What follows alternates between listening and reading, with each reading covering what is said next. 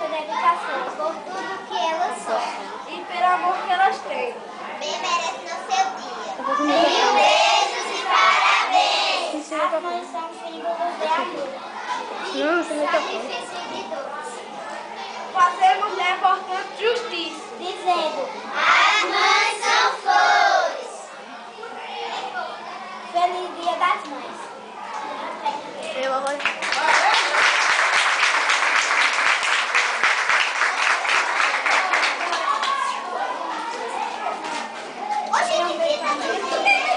Agora, nosso aluno Matheus, do 6º ano, vai recitar um poema para todas as mães, em especial a sua mãe.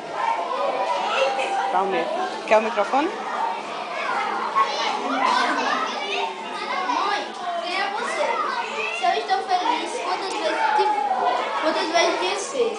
Se eu estou triste... Olha as palmas, gente!